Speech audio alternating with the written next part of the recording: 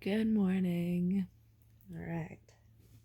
So, in this dream, I was in this cute little Airbnb apartment thing with my parents and another person, maybe another family member. I don't remember seeing them, but I remember that they were there. Whoa.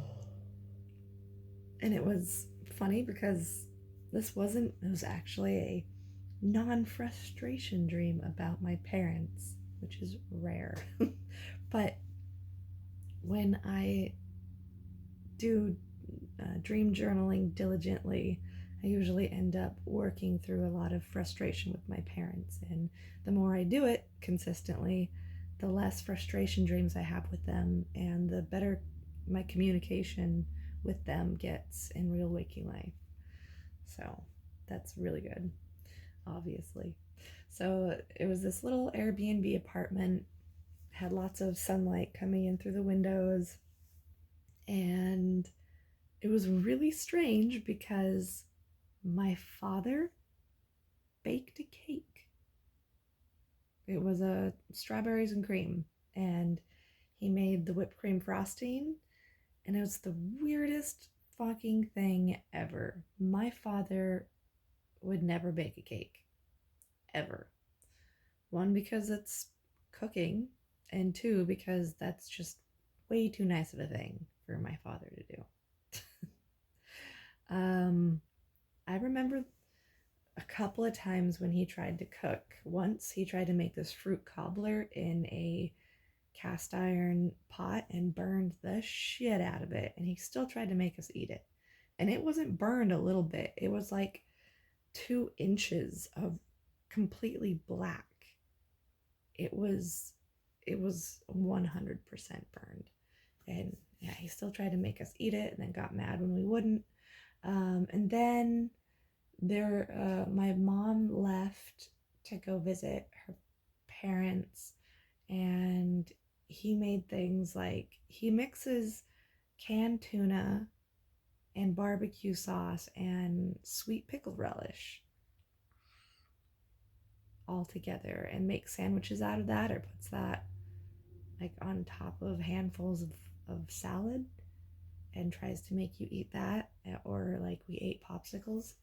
And yeah, and then my father will barbecue, and he's gotten better at it recently, but he burns the shit out of everything. He overcooks it because I think he's paranoid about eating raw meat or something. I don't know. So making a cake was really weird. Even in the dream, I was like, what? And it was a beautiful cake also, and it tasted great. It was one of the 3 F's of lucid dreaming, or I guess since it wasn't a lucid dream, it was one of the 3 F's of dreaming. And there's food, flying, and fucking. And food is awesome in dreams. If I get lucid, I usually try to do one of the 3 F's. Especially people that are new to lucid dreaming, go straight for one of the 3 F's. And it was great. My mom and I both ate the cake, and I even went for seconds, and I started eating all the frosting off of it. And it was happy. And even in the dream, my mom and I were both like, this is so weird. Oh, nom nom nom, I can't believe he made a cake. What the fuck is happening? Is this a dream? And so I decided to go for a walk, and for some reason I took one of the sections of the kitchen cabinets with me. I don't know why, but I took the dishes out of it, took it off the wall, and I was carrying around this section of kitchen cabinet with me. And the sliding glass door led out to, there was like a strip of grass, and then beyond that there was a hump of hill that went down to the river. And it was beautiful. It was such a beautiful day. So I went down there carrying my section of kitchen cabinet, and I walked up the river, and there was a massive log jam, and I started just like climbing over the log jam with my section of cupboard, and I would like climb over it, and then I'd grab the cupboard and put it over the log jam and climb over various parts of it. And then I got to one part and I was going to climb up it, and I was very determined to climb up and down and in and out of this log jam with this section of cupboard, and I don't know why. And I had it, and it was actually making it dangerous for me. So at one point I had this section of cupboard, and I looked up because I was going to go up the log jam, and there was this rock, there was like rocks and debris and logs, and one boulder particularly was pretty big, and it looked pretty vicariously placed. And I thought, you know, if I disturb one of the logs and it bumps that, or something happens, that's really dangerous, and that could at best really hurt me, and at worst that thing could absolutely kill me. So I guess I'm not going to do that. And it's rare if you're in a dream and if you don't have any bit of lucidity. Usually, at least for me, I can't make logical decisions like that. So I know that I had at least like 10% lucidity. So I turned to go back, and all of a sudden I realized that I'm in the middle of the log jam, and I'm like literally in the middle of it. I look up, and there's logs all above me, beside me, and I'm on the sand, and I'm like, okay, well, how do I get out of here? And there's spaces between the log jams that I noticed I could probably barely squeeze through and get out, but I couldn't drag the piece of cupboard with me. And I think, oh no, I really need to bring this piece of cupboard back. I have to have this piece of cupboard with me. But how the fuck did I get in here if I can't get out? This is so weird. And so after trying and a little bit of panic, I started getting pretty panicky, because I thought, well, what if water comes, or what if something moves the logs? I really need this piece of cupboard, but what do I do? And I was really getting scared. And then I thought, you're just gonna have to abandon the piece of cupboard and deal with the consequences of not having it. Replace it or do whatever, but there's no reason to panic, because it's clear what you have to do. So I laid the piece of cupboard down, and I squeezed and shimmied my way up through a little crack that I saw sunlight through, and freed myself. And I'm like, oh, okay, I'm free. And then I looked over to the left of me, and I noticed there's this leather backpack that I have. It's a little mini backpack, and it's something I have in real waking life. And it had gotten dragged down in the flood, or whatever caused this log jam. In childhood, in real waking life, I lived near a creek, and out here there was something called the flood of 96. In 1996, there were massive floods that happened in Oregon, and it brought down houses and swept houses down and crushed them, and so everywhere, creeks and rivers were just pretty much giant log jams everywhere. And the next summer, when we were crawling over the log jams and exploring, which was a very dangerous thing to do, because, you know, if you're crawling on one log and it teeters this way, it might cause this stuff to fall over here, or so on like that. And at one point I got, that happened. I was walking along some rather large logs, and it tipped, and on the other end there was a hornet's nest, and they swarmed me, and I got covered in yellow jackets or hornets or whatever the fuck they were. And my dad was like, jump in the water, jump. And even in the water, they still stayed attached to me. It was really scary, kind of traumatizing. And also in the log jams, there was really interesting things. There would be old telephones or dishes, clothing, books, just random household items, entire kitchen sinks, stuff like that.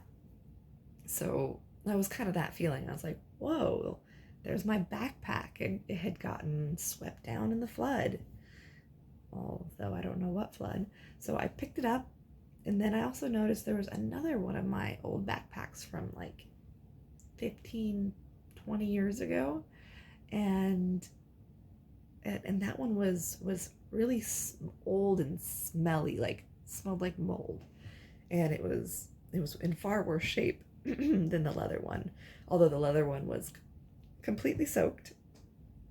And I opened it and it had some jewelry making supplies in it. It had small needle nose pliers, it had chain links, had some just like doodads in it. And I thought, oh, that's so cool.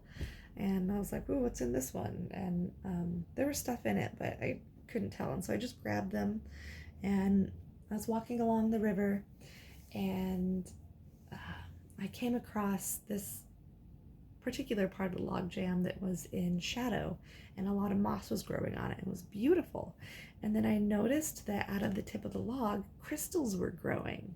They were tiny little seed crystals. Seed crystals means that they're just very narrow, very thin, small crystals. So there was a pile of those growing out of this rock, and I was like, oh my gosh, this is wonderful. And some of them were ghost crystals. Ghost crystals are crystals that have crystals inside of them, or crystals that have other colors inside the middle, or pieces of moss looking stuff inside of them. And so I started gathering those and putting them in my pocket. And then I noticed that my friend Lydia was there. And she's like, hey, and she had her camera out because she's a photographer. And she's looking around and she's like, oh, this is so cool. This is so fun. And she was carrying around this lizard. And she's like, look what I found. I was like, ugh. And it made me startle. And I'm like, I don't want to touch your creepy ass lizard. And I turn around and do something else. And then I hear her go, and I turn around and she's like, hey, look. She had the lizard on her face and she was just trying to show me, like, see, it's not scary. It's on my face. And I was like, okay, you're funny. And she's like, I'm afraid to let the lizard go. And I said, pretty sure this is like lizard paradise, so you don't have to worry about the lizard. So she just she walks away with her lizard and takes more pictures. And then I turn around and there's perfect starbursts of sun rays coming through the leaves of this massive, beautiful tree of life looking kind of tree. And it wasn't there before. And it was just one of the most beautiful dream scenes I've ever seen. The water was gently rolling by and sparkling in the sun. And the sun was shining through green leaves like stained glass windows. And it was so beautiful. So I got my cell phone out and I took pictures. And then there was this really beautiful, very strange looking boat with a family from India on it. And I don't know what language they were speaking, but they were not speaking English. And it was a mother and a father and a little boy. And there was a hookah on their ship, on their little boat thing. There was a very elaborate picnic and a rug, and the boat was it was so strange looking. It was made out of dark wood and it was very decorative. Had beautiful carvings all over it, and little pieces of what looked like ivory, made like little mosaic pieces all over inside of the design. And I was like, whoa, that's amazing. And they were smiling and waved at me, and I waved at them. They floated on. And then there was this black guy that came up, and he was like, oh, aren't you so cute? And he was taking pictures too, and we talked for a moment, and then he walked upriver. And then I noticed that there's more crystals. There's amethyst, there's citrine, there's quartz, and some of them are small, some of them are even like pretty big points, and it looks like someone has purposefully put them in like hollowed out wood knots, and some of them are really hard to reach, and so I'm gonna have to climb. And there's one place where there's a stump, and there's a whole bunch that I've placed in the stump. And then I noticed that there's an entire basket of, of crystals. And it seems like every time I look back at the crystals, there's more crystals. And then a regular looking boat with a little motor on the back of it starts going down the river, and it's a mother and father with a younger child, and it's a white family, and they're scientists, and they're teaching their son um, just how to be a scientist and how to explore things and ask questions. And it was really cute, and it was this little educational trip for them, and they were dressed like they were on some, I don't know, that tan like camping gear looking stuff, and the hats that have lots of pockets on them, and vests with lots of pockets. They had a ridiculous amount of pockets. They were dressed like total white people going camping. They were super pasty looking too, but they were having a great time. And I noticed, I was like, oh, what a wonderful family activity. And they waved at me, and I waved at them, and they did their thing, and then eventually went down the river. And I went back to looking at the crystals, and my pockets were getting heavier and heavier. And I was like, how am I going to carry all these crystals back? And then I start filling the backpacks. And then I'm like, oh, I can take this basket. And then I briefly think, should I leave some for other people to find? And I really had this Smeagol moment, like, no, these are all mine. I must hide them from all the people that keep passing by. And I kind of had a fight with this greed feeling. And then there's these two tall young men. One stayed behind, and then one walked up to just a couple yards from where I was, and he was singing this amazing song. It had really beautiful, uplifting lyrics, and it had such a great tune. And I'm kicking myself for not recording the tune, because I woke up right after this dream, and I should have popped on my phone recorder and just recorded the tune in the dark. Ah, damn it. I know better to skip stuff like that, because I don't remember the tune anymore. The tune was so familiar though, and I was thinking that in the dream. I was like, wow, I don't know these words, but I definitely know this song. And he was singing it. He was singing the words, and I started humming the tune along. And he turns around and goes, "Oh, you know this song?" And he looked like he was maybe a construction worker or welder, but he was out fishing, and he had a construction like safety vest on, and it was pretty worn looking, like he uses it for work pretty often. And he had short buzzed hair, and he had green eyes, um,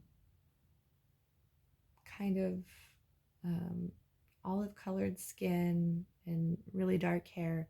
So I don't know, I'm not sure what ethnicity he was, but he wasn't white.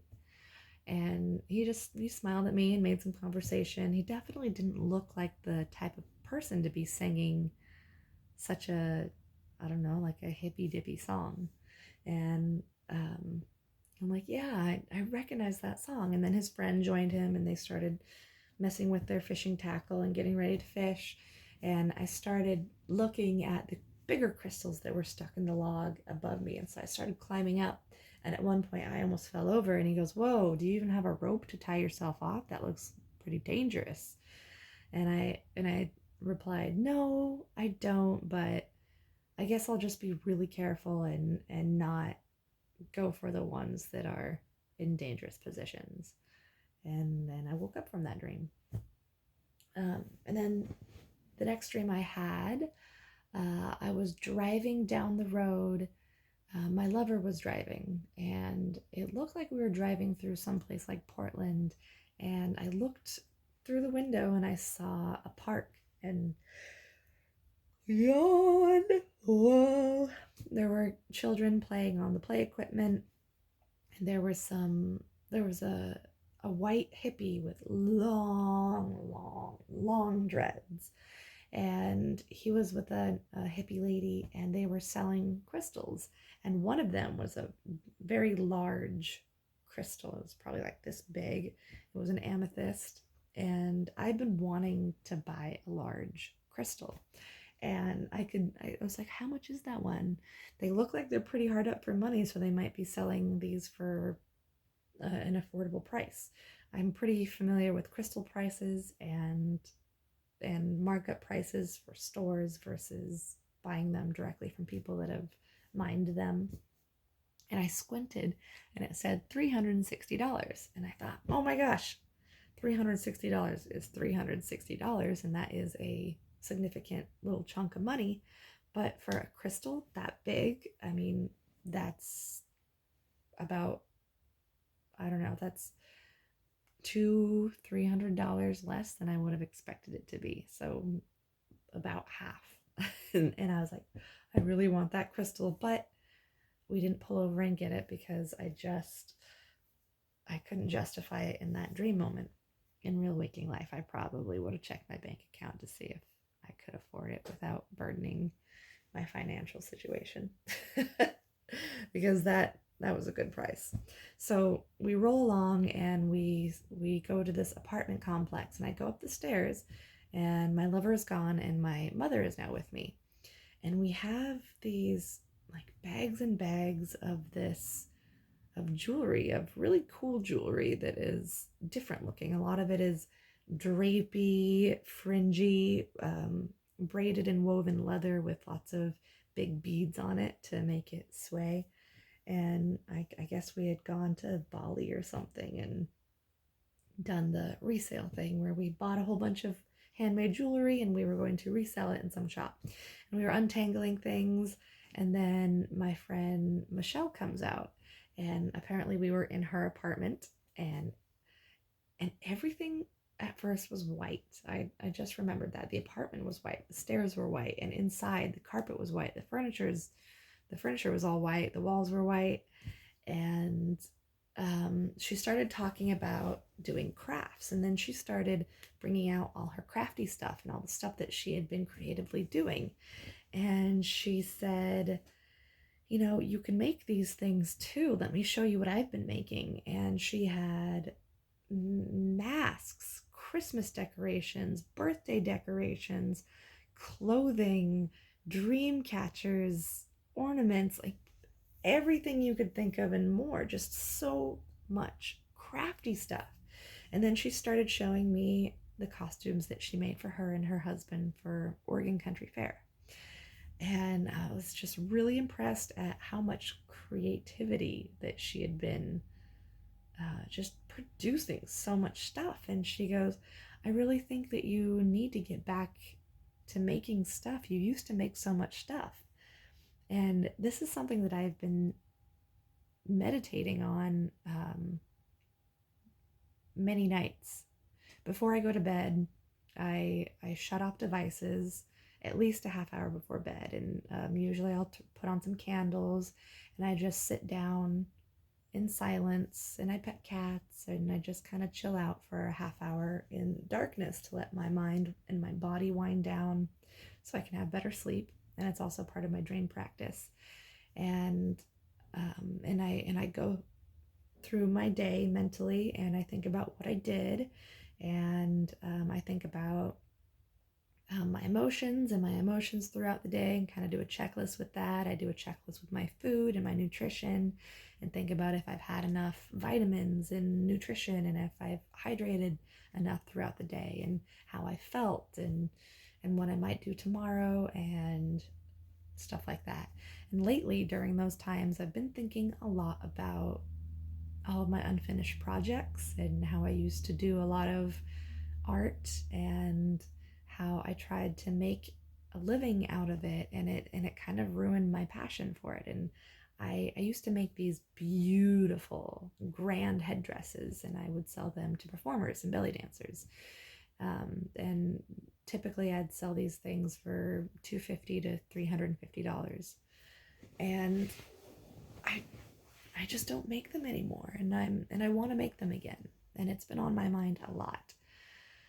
So that's what this dream was all about, is getting back in touch with your creativity. So my mom was on the couch and she was continuing to go through the stuff, and Michelle was like, come on, let me show you my stuff. And we went in the hallway, and all of a sudden, instead of the hallway being blank and empty, all of her stuff was hung on the walls. She had so much crafty projects that the stuff was everywhere. It was, I mean, there was so little room for it, for all of her creativity. She had to make, like, she had to pin it on the wall. She had to get racks and put it on the racks. And then she took me to another room and it was even more filled. And then we went through this weird, like, spider web. It was this black nylon spider web that she had folded it and pinned it in a certain way that you had to go through it. And it was a device to keep her cats out. Oh, and going through the hall, her cats were in it. And also, my beloved Jigglypuff was there. And that was a cat that I don't even like talking about, because I don't know, acknowledging that she's not here anymore makes me pretty sad. It was amazing to get to pick her up and cuddle on her for a moment. So we went through the hallway. I pet some cats, and we went through that weird black spiderweb doorway thing, and then it was a massive room filled with all the things. She had some really cool, these snowmen that were, she'd taken some foam balls of various sizes. She covered them in paper mache newspaper, and then she took various doodads and made, the mouth and whatnot. And the way these were, she didn't paint over the paper. She left the paper as newspaper. And these snowmen, because the paper was still paper instead of painted white, it looked very, like, kind of Nightmare Before Christmas-ish and steampunk type, and it was really cool. I really like that style. And she showed me these other decorations and all these things that she made, and it filled me with ideas and inspiration. And she just talked more about making things. And then I turned around to look at this stack of hangers that she had hanging up, and they were different clothes. I like to cut and weave clothes. I don't know if you've seen the yoga clothes, especially, or festival clothes that are like woven on the side. I love doing those, but I stopped doing them. She had a whole bunch of those that were really intricate, and I was checking out her work and how she did it. And I was like, these are amazing. And then I turned to her again. She'd shaved her head and she looked so beautiful. I was like, whoa, did you just shave your hair? And she's got pretty long hair. And it's beautiful red, like bright red. She's a ginger, and it's beautiful, bright orange, natural colored hair. She's got the prettiest color of hair. And it looked so good shaved. It was amazing. And I was like, whoa, I can't believe how amazing you look. And we just, like, stared at each other and smiled, and that's where the dream ended. And I woke up feeling really, really good, and I feel really inspired. And I had a really rough day yesterday. I have CHS, which is cannabinoid hyperemesis, and I'm not very far along into my healing process. I'm only about 5 weeks off of cannabis, and I keep getting this thing called reintoxication, and that is when you burn fat, you THC is stored in your fat, and so it's getting released back into my bloodstream, and it is poisoning me. And I will get massive body aches, nausea, diarrhea, vomiting, and the migraines, the fucking migraines, and major light sensitivity. Basically, it just knocked me on my ass, and I can't do anything. And also, since quitting smoking and consuming cannabis, it's been really hard for me to eat. And since I'm eating less, much, much less, I know that that is, sometimes I've even been fasting, and I'm making sure not to eat any junk foods because I don't have very much room in my appetite for food. So I'm saving that small amount of room I have for very nutritious, very healthy home cooked food. So I am absolutely getting all of the nutrition my body needs, just condensed. Um, so I am losing weight, but I'm trying to make it in a healthy way. I'm leaning out. I'm still lifting weight and all that. So, but I am definitely flushing fat, and so with that and the loss of appetite, I'm going through periods of not eating for several hours, and that's making fat release, which is causing the reintoxication. And that happened for about 3 days. And after the dreams and after feeling so awful yesterday, I'm so grateful to wake up feeling okay. I don't have a headache. I have minimal pain in my hands. I can grip. Um, I'm not hooked up to the TENS unit right now, and I feel hopeful, and I'm actually going to be able to get some work done. I'm going to be able to do some gardening. I'm going to be able to do house cleaning. And after that dream, I feel so creatively inspired. I think I'm going to make some stuff. And I have a bunch of bath bomb orders to ship out, so I'm really happy about that. And yeah, maybe I'll share some of my creations on here, even though this is just pretty much just my dream journal, personal channel. Okay, that's it. If you have any dreams and you happen to watch this, which I don't know why you would watch someone else's dream journals, because most people hate hearing about other people's dreams. But if you do, and you're here, I want to hear about your dreams. Oh, I did take some supplements last night. I took some nootropics. I took Paul Stamets' destress mushroom blend, and I took ashwagandha.